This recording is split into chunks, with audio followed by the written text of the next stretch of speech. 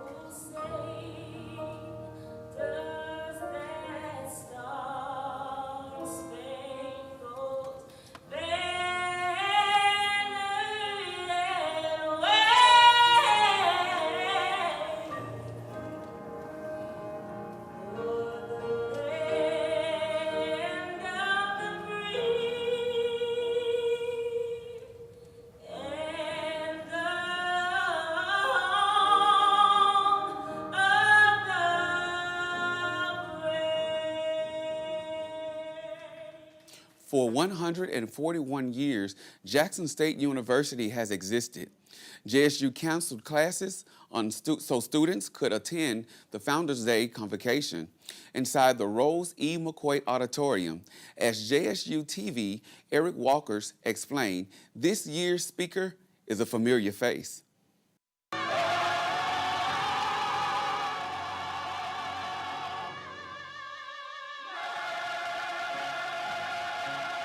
The sights and sounds of Jackson State University's choral getting a standing applause Thursday as JSU students, staff, and alumni alike celebrated the 141st Founders Day convocation. JSU's 11th president, Dr. William Bynum, gave short remarks but challenged students to show pride in the university they call home. We are!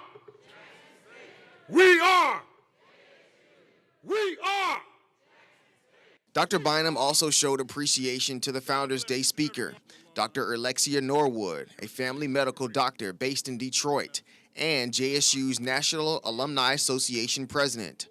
Norwood spoke on the institution's history of overcoming significant odds, including its current comeback of financial setback. In 2016, the IHL board noted that the funds were depleted in the reserves, and there was a rumor of JSU only having enough funds to survive for 2 days, spreading rumor and panic. Surely that will kill them. But repeat after me, don't get it twisted. The shadow of death is not demise. Norwood ended her address with a challenge to current students. She says the best way to pay forward the sacrifices of those who fought to keep JSU standing is to vote in the upcoming election. If you're concerned about African American men being blocked from entering their apartment buildings, followed and questioned by a fellow tenant because they look differently, you need to vote. If you are concerned about equitable pay and opportunities for women and a safe workplace without sexual harassment, you need to vote. The day ended with the traditional Centennial Bell Litany in front of Ayer Hall. JSU's Dr. Hilliard Lackey has historically performed that tradition. Eric Walker, JSU-TV. Thank you for tuning in. We'll be right back with more Tiger Report after the break.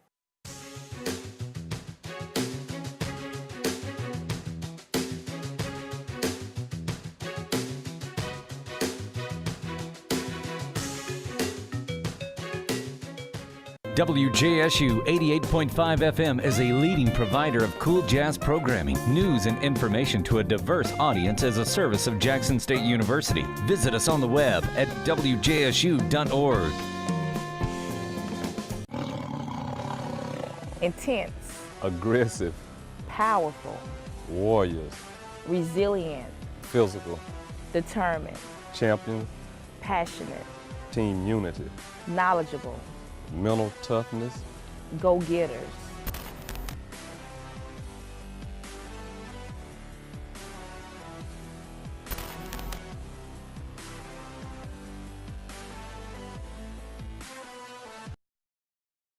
I come from a family of educators, and they all graduated and received their degrees here at Jackson State University. Jackson State has given me all the tools that I need to succeed in life. Even after the class hours, my teachers continue to mentor and motivate me. Jackson State University has taught me to remain humble and go back within my community and make a change. I am Roosevelt Hawkins, senior in the College of Liberal Arts here at Jackson State University.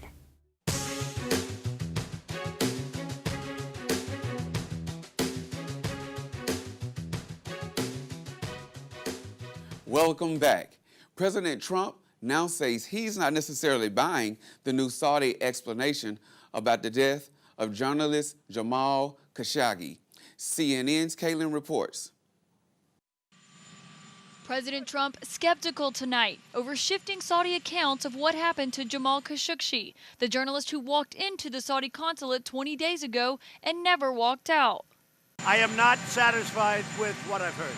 The president telling reporters today he's spoken to the Saudi crown prince, but suggesting he won't accept their request for another month to investigate Khashoggi's murder. That's a long time. There's no reason for that much. While appearing doubtful of Saudi claims, Trump's still not willing to sacrifice the Saudi arms deal, even after one of his biggest allies in Congress, Senator Rand Paul, called for ending it, arguing that sanctions won't be enough. I agree with Rand on a lot of things. I don't want to lose all of that investment that's being made in our country. I don't want to lose 1 million jobs. I don't want to lose $110 billion in terms of investment. Earlier in the day, in an exclusive interview with CNN, the president's son-in-law and senior advisor refusing to say if he believed the Saudis are telling the truth about Khashoggi. I'd say that right now as an administration, we're more in the fact-finding phase. Jared Kushner's close relationship with the Saudi crown prince has come under intense scrutiny amid questions about the prince's suspected role in Khashoggi's death. But today, Kushner stressed the importance of the U.S.-Saudi relationship. We have to be able to work with our allies, and Saudi Arabia has been, I think, a very strong ally. Trump leaving Washington tonight for a rally in Texas as a caravan of thousands of Central American migrants heads for the southern border. Attempting to stoke fears over the caravan while blaming it on Democrats, Trump claimed without evidence today that criminals and unknown Middle Easterners are included. When later asked about that claim, Trump only offered this. Take your gun, take your camera, go into the middle and search. You're going to find MS-13, you're going to find Middle Eastern, you're going to find everything. But a senior counterterrorism official telling CNN, we do not see any evidence that ISIS or other terrorist groups are trying to infiltrate the southern U.S. border. All this as the National Security Advisor John Bolton is in Russia, meeting with top officials after President Trump announced over the weekend that the U.S. will withdraw from the INF, a nuclear arms control treaty signed by President Ronald Reagan in 1987. Trump says he's now prepared to build up the U.S. nuclear arsenal. Until people come to their senses, we will build it up. I'm terminating the agreement. Asked if he's threatening Russian President Vladimir Putin, Trump left it at this. It's a threat to whoever you want, and it includes China, and it includes Russia, and it includes anybody else that wants to play that game. The LGBT community and civil rights activists are speaking out. Let's take a look. LGBTQ and activists are speaking out against a reported Trump administration move that would roll back protections from transgender people. A coalition of organizations marched to the front of the White House to rally against what they call an impending attack against the LGBTQ community. They came from a news conference Monday at the Human Rights Campaign in Washington, one of the nation's most prominent LGBTQ rights groups. They're responding to a New York Times report that the Health and Human Services Department is working on a draft proposal that would define sex as solely male or female at birth with no room for change. If adopted, it would erase federal recognition for the many Americans who identify as a gender different than the one they were identified with at birth. Several of those protections were established under the Obama administration. An HHS spokesperson declined to comment, quote, alleged leaked documents in the Times report. Record numbers for crossing the border is at an all-time high. Let's take a look. There was a record number of family members crossing the U.S.-Mexico border in September. The Department of Homeland Security released the numbers Tuesday, showing that 16,658 family members were apprehended crossing the border last month. The DHS also said overall apprehensions at the border also increased slightly in 2018 from 2017, but they were down for the previous year, in line with the last 5 years. The spike in family crossing follows the Trump move in June to reverse his zero-tolerance immigration policy that led to family separations at the border. With midterm elections now just weeks away, Trump has been calling for a record number of crossing border stricter immigration policies on campaign trail. These newly released figures could fuel that argument. Early midterm voting got off to a rough start in Hays County, Texas. Voter machines started having problems during the very first hour the polls were open Monday. Lauren Landman reports more. They get bent and don't align right with these. That causes a connection issue.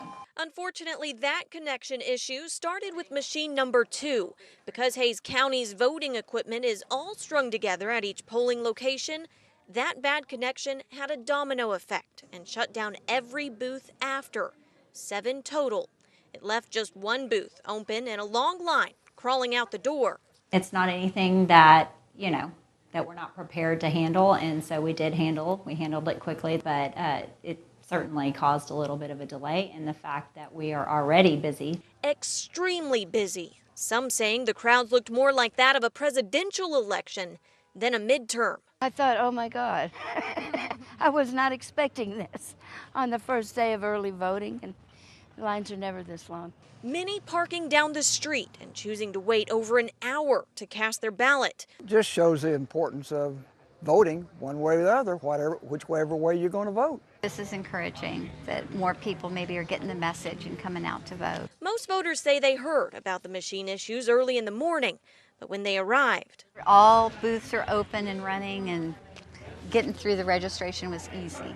so the long wait they believe had to do with more people exercising their rights rather than malfunctioning equipment. It is very important that you as citizens exercise your right to vote. We'll be right back after the break.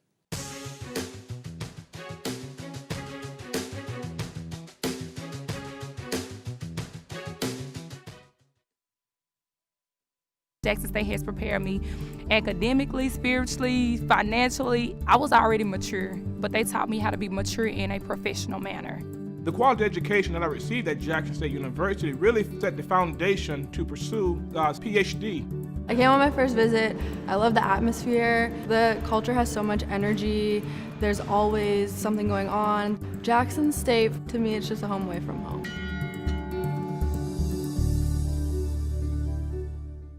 The Mississippi Jazz Foundation presents a night of musical artistry featuring national recording artist Eric Roberson and Mississippi's own saxophonist Mike Burton. This year's event will be hosted by actor-comedian Palmer Williams. Don't miss this special night of jazz Friday, December 7th at Dueling Hall in Jackson. Advance tickets are $40 and can be purchased online at Ticketmaster.com. Tickets can also be purchased at the Thalia Mara Hall box office or call the Mississippi Jazz Foundation at 601-594-2314.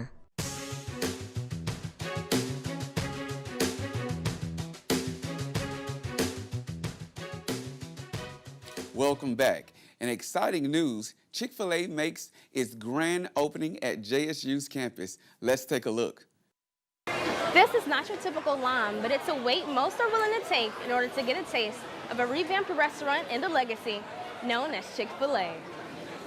After being shut down for remodeling, many students rushed their way to see the new menu and purchase Chick-fil-A's delicious signature meals. During the remodel, of course, we were also actually able to expand the menu items that we were able to offer, so therefore that we had more selection as well.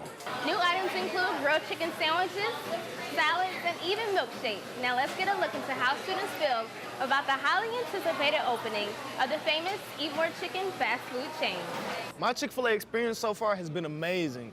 They came back even better than before. The attitude, the customer service, the food tastes better, the accuracy, like the way they come in, the food is coming instantly. Like, it's amazing to me. And I just enjoy the fries, the nuggets. Like, I'm happy Chick-fil-A came back because when they weren't here, it just felt like I was using my Tiger Books for no reason. Like, eating, I really didn't have a purpose. I was eating in the legacy just to eat. We waited in line about a good hour, but it was for Chick-fil-A, so it was really worth it.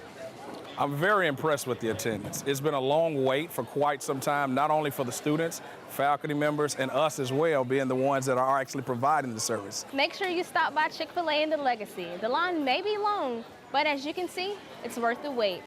The Jackson State Tigers football team took on North Alabama. Here's Rob J with the latest. Feeling good about its two-game winning streak, there was no time for Jackson State to relax against North Alabama. Heads. Heads is a call. Have you flipped a coin? It is a tail. Unfortunately, winning the coin toss would be the only victory for JSU against the Lions on Saturday. UNA opened the scoring on a 4-yard touchdown run from quarterback Christian Lopez about 3 minutes into the first quarter. Touchdown, North Alabama. It would get worse for JSU early in the second quarter when Tigers defensive back Tyler Rogers was hit with a targeting penalty, resulting in Rogers being ejected from the game. He's disqualified for the rest of the game. On the very next play, Lopez connects with Donzel Polite for a 23-yard touchdown pass, extending the lead to 14-0 UNA. The Lions built a 24-0 lead before Jackson State finally got on the board. Jared Hayes led the Tigers on an 11-play fourth-quarter drive that ended on a 3-yard touchdown run by Keyshawn Harper, but it wasn't enough as the Tigers fall 24-7. We all are hurt by this defeat, and you put this one on me as the head football coach. And our team did not play and perform in front of our fans, in front of our fan base and alumni today to the level of expectation for Jackson State.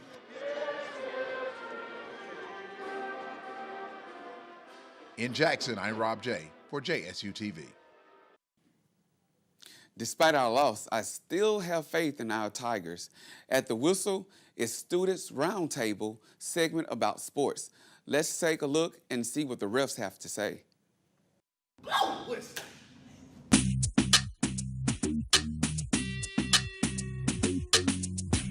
I go on and on, can't understand how I last so long. You know they can't play on my court, can't hang with the big dogs, stay on the porch. Blow the whistle. Blow the whistle. Blow the whistle. Blow the whistle. Welcome to At the Whistle. I am here with Martavian Thompson, Darius Barron, Ken Bowie Bomani, and I am Clement Gibson. We're going to get right into our topics as always. Mr. Thompson, your Raptors. Right. Getting off to a good start, 4-0, beat Boston. Like I said, man, look, Nick Nurse is doing his thing in Toronto by far. Like with the 2 wins against Boston and Washington, most definitely amazing defeats in my opinion. We've always struggled against those 2 teams in the postseason, but Nick Nurse is doing his thing. Kawhi Leonard being out 1 game, still getting a double. Kyle Lowry showing out. Impressive. Impressive indeed. Impressive indeed. What impresses me is Rondo's left hook. Did y'all see that when he? Ooh, that left hook was something. Floyd was watching. Did you see the uppercut from Chris Paul? We did. That was So, did. What do you think the suspension should have been? Well, okay, so I'm gonna just go out and say Brandon Ingram at least should have been suspended for 10 games. For the simple fact, he's out there throwing haymakers. You know, if you look at that entire clip, you see that Brandon Ingram is just out there on And he started the altercation. You know, he just started the altercation for no reason. He pushed James Harden. You can see him jawing off to the referee. What about Rondo and Chris Paul? Chris Paul, man, honestly, I don't think he should have been suspended at all. That's been brewing. Because of the simple fact that he was spit on. Spit Do you on think he by did enough? Rondo. You know, he didn't. No, of course not. He didn't do enough because for you to get spit on or spit at, and all you do is just put your fingers in someone's face. That's not nearly enough where I'm from. Not nearly enough. You know, You can say the same for LeBron. Right. Last night, not nearly enough. Clutch shots down the stretch, but those free throws. I know, man. He didn't come up clutch at the free throw line, and when you're a special player like him, you got to come through for your young team. And for the Lakers, they're 0-3. Had a loss, in particular to 3 straight Western Conference playoff teams. But in my personal opinion, I don't think they should really feel as bad about their slow start. Oklahoma City's is a lot more appalling. They've lost to the Warriors without Russell Westbrook. Weren't expected to beat them, but taking those versus the Clippers and the Kings, kind of a Bad losses. Defensively, they don't look in tune. Offensively, it's the same old ISO brand of basketball that we see with Oklahoma City. And Andre Roberson may not be coming back until next year, and he's a huge part of their defense. So it doesn't look like the strength of the team usually is going to get any better until the next NBA season. That's unfortunate. But what is a good thing is coming from Eastside Long Beach. Right. Those Dodgers. Right. And you know the MLB World Series starts tonight. Dodgers in 6, and we're out of here. Thank you all for tuning in once again. We will see you all next week. Thank you for joining us today. If you would like to hear more, you can hear via podcast on theblueandwhiteflash.com. Back to you in the studio. Blow the whistle. Our reps are truly something. Stay tuned for more Tiger Report after the break.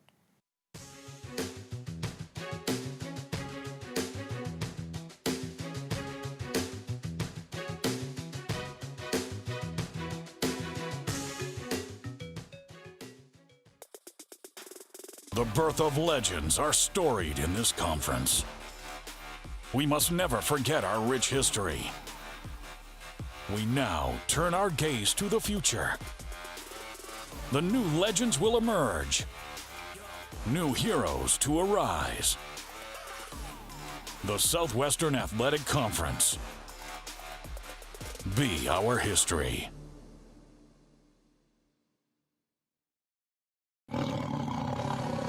Intense, Aggressive.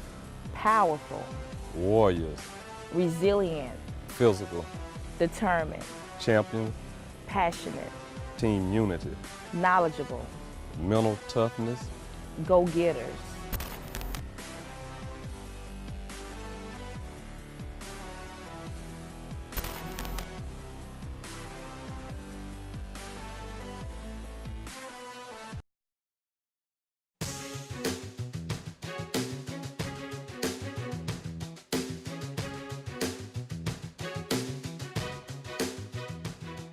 And welcome back to Tiger Report. As we know, Jackson State Athletics has ventured into a new partnership.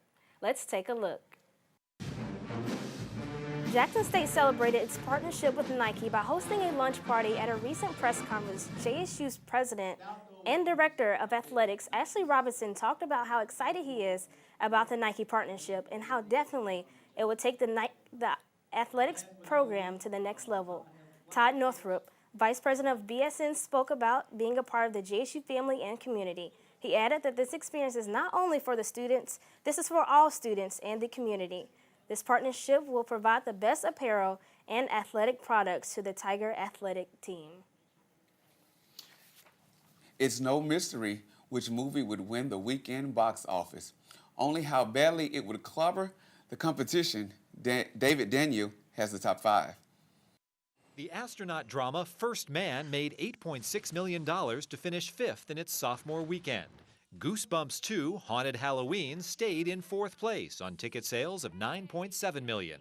After 2 weekends on top, Venom fell to 3rd place with $18.1 million, giving it $171 million overall. Maybe it's time to let the old ways down. A Star is Born held steady in 2nd place, bringing in $19.3 million. It's at $126 million domestic.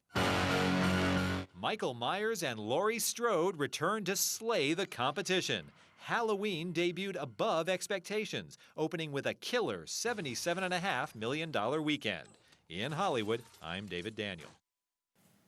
What a great show. So, are you ready for Halloween? Yes, I am. I don't know what I'm going to be yet, but I'm going to participate, of course. So you participate in all the costumes and everything? Yeah, I am. Really? Yes.